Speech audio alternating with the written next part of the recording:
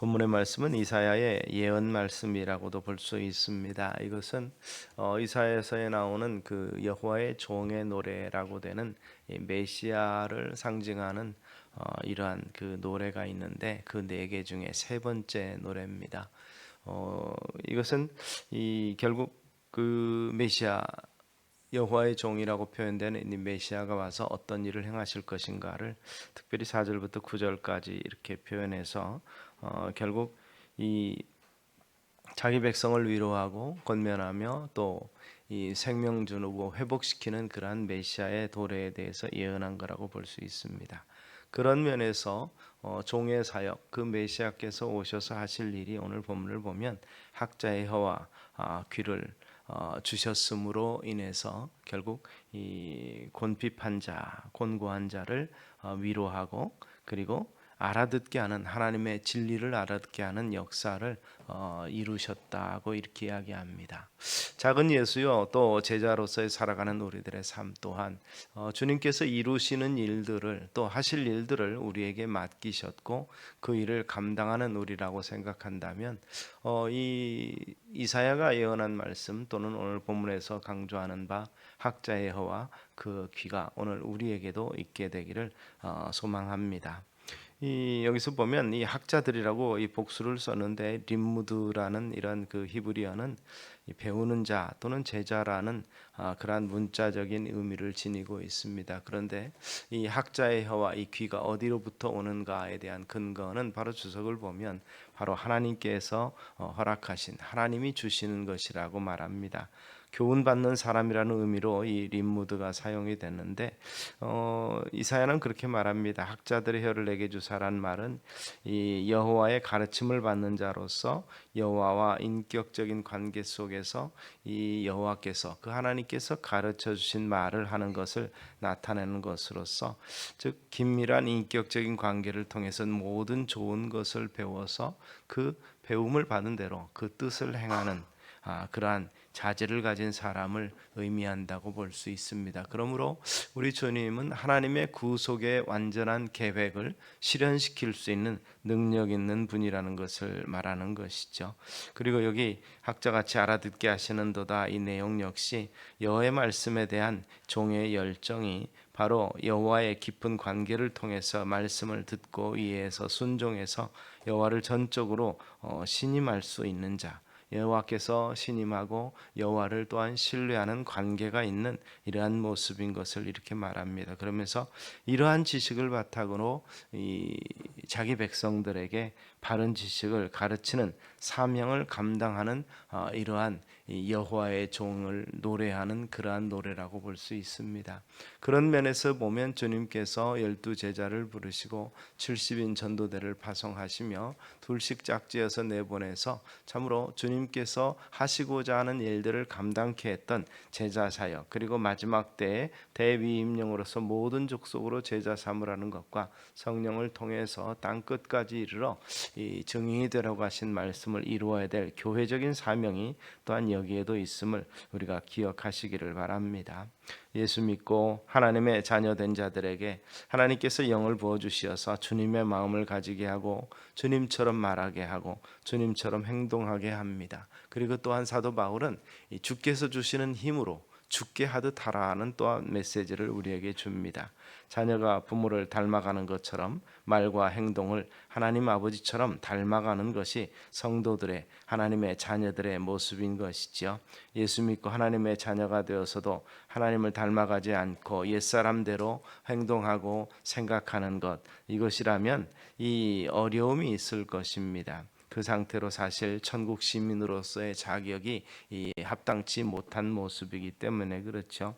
하나님께서 학자의 혀를 주시고 듣는 귀를 주시고 그대로 살게 하시는데 학자의 혀와 학자처럼 듣는 귀를 주셔서 주님 닮아가는 삶의 모습이 어떠한 것인가를 한번 생각해 보면서 같이 은혜를 나누면 좋겠습니다.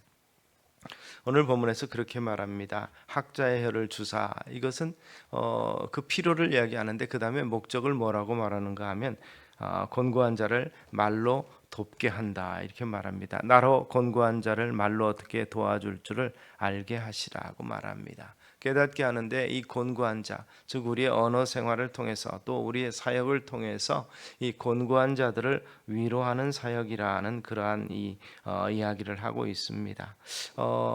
언어가 능통한 사람에게 자기 자랑을 위해서 또 자기 경력만을 위해서 쓰도록 허락하신 것이 아니라 근심과 걱정과 고통과 곤란과 어려움에 처한 자들에게 어떤 말로 위로하고 권면하고 어떻게 용기를 주고 소망을 줄 수 있는가. 종의 노래 가운데 특별히 이 종의 오심을 이야기하는 53장에서는 내 백성을 위로하라 이렇게 말씀합니다. 바로 메시아가 오셔서 백성을 위로할 텐데 여기서도 나로 곤고한 자를 말로 어떻게 도와줄 줄 알게 해달라고 이 여호와의 종이 하나님 앞에 지혜를 구하는 그러한 모습을 이야기하고 있습니다. 복음을 전하여 구원하고 살리고 생명을 주고 기쁨을 주고 진리의 말씀을 전해서 죄와 사망 권세에서 구원하고 자유케 하고 이렇게 삶을 시원케 하는 역사가 여호와의 종을 통해서 이루어진다면 오늘 우리 제자들을 통해서 주님의 제자여 또한 하나님의 거룩한 자녀들을 통해서도 이 같은 역사가 지속적으로 이루어져야 될 줄로 믿으시기를 바랍니다. 이 곤고한 자라고 여기 표현된 것은 이 야에프라는 단어를 사용을 해서 이사야 기자는 지치고 피곤한 상태를 나타내는 이러한 말입니다. 영적으로나 육적으로 피곤해서 기진맥진한 사람. 그리고 이 말로 해당되는 이 파바르는 여호와의 말씀을 의지하는 데 주로 사용된 단어입니다. 그러니까 힘들고 지치고 곤고한 자를 향해서 여호와의 말씀으로 즉 진리로 위로하는 역할을 하나님께서 이 옛날에 선지자들에게 하셨던 것처럼 선지자의 대표라고 볼 수 있는 바로 메시아를 통해서 이를 이루실 것이고 메시아의 이 제자 가르침을 받은 우리를 통해서 이 같은 역사를 이루시겠다고 말씀하시는 것이죠. 우리는 그 말의 위력에 대해서 야고보가 혀는 불과 같다고 표현했습니다. 그래서 모든 것을 삼킨다고 말했는데 출애굽 과정에서 이 백성들을 정말 힘들게도 하고 또 땅을 치며 밤새도록 통곡하게 만들었던 이 10명의 악한 평을 한 이 정탐꾼들의 이야기를 알고 있습니다.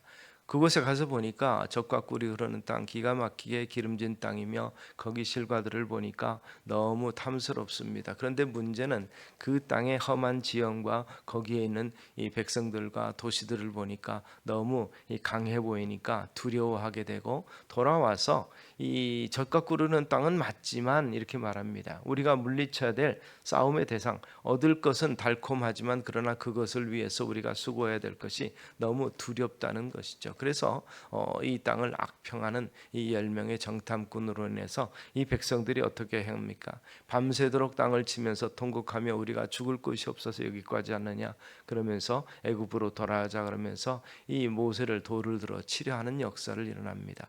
이것은 결국 이 불평을 통해서 악한 말을 통하고 백성들에게 소망과 믿음을 주지 못함으로 인해서 하나님 앞에 반란을 일으키게 만드는 것이죠. 바로 이 같은 엄청난 죄를 저지른 사람들의 혀가 바로 이 불평하는 말이었고 불만을 가지고 말하는 것이며 백성들의 소망을 짓밟는 그러한 행위였던 것을 우리는 기억합니다. 그래서 메시아가 전하는 여호와의 말씀은 곤고한 자로 하여금 생명과 능력을 회복하게 하는 수단으로서의 이 말이라는 것이고 하나님의 말씀인 것입니다. 그러므로 우리는 우리의 언어 생활을 통해서 이 야고보 3장 2절에 말하는 것처럼 우리가 다 실수가 많으니 만일 말에 실수가 없는 자면 곧 온전한 사람이라 능히 온 몸도 굴레 씌우리라 이렇게 했던 것을 기억하면서 젖과 꿀이 흐르는 가나안 복지에 들어갈 수 있었던 그리고 여호수아와 갈렙 두 사람의 이 언어를 생각해보고 결국 그 입술을 통해서 하나님의 뜻의 성취가 이루어졌던 것을 우리가 기억하실 수 있게 되기를 바랍니다. 그래서 우리도 참으로 이사야의 간구처럼 학자의 혀를 내게 주사 우리 말을 듣는 사람들을 곤고한 자리에서 구원받고 소망을 얻게 하소서 기도할 수 있게 되기를 소망합니다. 또 학자의 혀를 가져서 우리의 말을 통해서 상처 입고 시험 들게 하는 자가 되지 않도록 하는 우리의 마음과 입술을 제어할 수 있는 은혜도 달라고 기도할 수 있게 되기를 소망합니다. 그리고 또한 학자의 혀와 함께 학자의 귀를 받으면 깨닫고 알아듣게 된다. 이렇게 이야기를 하고 있는 것입니다. 하나님께서 학자의 혀를 주시면 고통당하는 자들을 위로하고 또 복된 말을 할 수 있게 될 뿐 아니라 아침마다 깨우쳐 주신다 그랬습니다. 귀를 깨우치셔서 학자같이 알아듣게 하신다고 하는 것, 사실 깨닫는 것이 얼마나 큰 은혜인지 모릅니다. 고통당하고 고생을 하고 나서야 깨닫게 되는 것이 어리석은 우리의 인생인데, 학자의 혀를 주시고 학자의 귀를 주셔서 아침마다 깨우쳐 주시고 알게 하셔서 하루를 하나님의 인도를 받는 생이라면 얼마나 복된 길일까 생각해 봅니다. 또 하나님이 주시는 지혜로서 일을 행함으로 그 길은 형통할 것이고 복된 길일 것입니다. 주님은 깨닫지 못하는 자를 향해서 소경이 이 소경을 인도한다 이렇게 표현했습니다. 결국 바리새인들은 율법을 알지만 깨닫지 못함으로 인해서 백성들의 길을 오히려 저해하고 있는, 천국 길을 봉쇄하고 있는 그러한 모양새였던 것을 주님께서 지적하셨던 것, 자기도 들어가지 못하고 남도 들어가게 못한다고 얘기했던 말씀을 우리는 생각합니다. 그래서 이 학자의 귀를 허락하시는 하나님, 그의 배우는 결국 여호와의 종이 그 같은 사역을 감당해서 우리에게 구원의 진리를 준 것처럼 참으로 진리를 알지 못하는 자들에게 천사를 직접 보내서 그들을 구원하지 아니하시고 우리들에게 교회를 세우셔서 성령을 통해서 이 같은 구원의 역사를 이루고자 하시는 하나님의 뜻을 이루도록 하는, 우리를 부르신 그 부르심의 목적을 바로 아시는 우리 성도님들 되시기를 소망합니다. 하나님께서 자녀들이 학자의 혀를 가지고 말씀을 알아듣게 하시고 그 뜻을 이해하게 하실 것입니다. 세상적인 학문의 깊이가 깊지 못하다 할지라도 참으로 알아듣게 하는, 그래서 구원의 도를 깨닫게 하시고 믿게 하시고 소망을 갖게 하시는 것이 우리 하나님의 역사이십니다. 사실 이 깨우침이 없는 말귀를 해도 말을 해도 알아듣지 못하는 사람들과 대화하는 그 답답함을 우리는 생활 속에서 아마 느끼셨을 것입니다. 자기 속에 어떻게 보면 세워진 이론이 너무 강력하고 고집이 있어서 알아듣지 못하고 깨닫지 못하는 사람, 그 사람의 이 마음까지도 통달하신 하나님이 그들의 마음을 참으로 물러지게 하고 또 이 옥토같이 만들어주는 역사를 우리의 능력을 가지고 할 수는 없습니다. 우리에게 주신 하나님의 성령께서 그들의 마음에 이 변화를 허락하시는 것입니다. 성 프란시스가 어떻게 그렇게 거룩한 일을 하고 능력을 행할 수도 있습니까? 라고 이 제자들이 물어볼 때 하나님 위에서 보시고 나서 고집불통이며 죄인이며 깨끗이 못한 인간인 나를 보시고 나서 내가 은혜 주면 저게 사람이 변할 수 있겠구나, 그러한 능력이 내게 있다는 사실을 세상에 보여줘야 되겠다, 그래서 자기를 택했다고 겸손하게 그렇게 고백한 것을 우리는 기록을 통해서 봅니다. 그 같은 사랑을 실천할 수 있고 참 기사와 이적을 많이 행했고 많은 사람에게 감화를 준 이 성 프란시스의 겸손은 바로 그렇습니다. 자기 같은 죄인, 참으로 죄인 중에 괴수라고 이 스스로 고백했던 바울 같은 자기도 하나님께서 능력으로 변화시켜서 성자라고 칭함을 받을 수 있는 만큼 거룩한 삶을 살아가도록 만들어 주시는 것, 그것이 하나님의 은혜라는 것, 그리고 하나님의 자기를 들어쓰시는 목적이라고 말씀하신 것을 우리가 기억하셔서 하나님의 사랑을 받고 복받는 비결이 어디 있는가? 아무리 신앙생활을 오래 해도 학자의 혀와 그 귀가 있어서 말하지 못하고 깨닫지 못하면 아무런 의미가 없다는 사실을 우리는 기억하시기 바랍니다. 그래서 사도 요한은 요한일서를 통해서 이렇게 말씀합니다.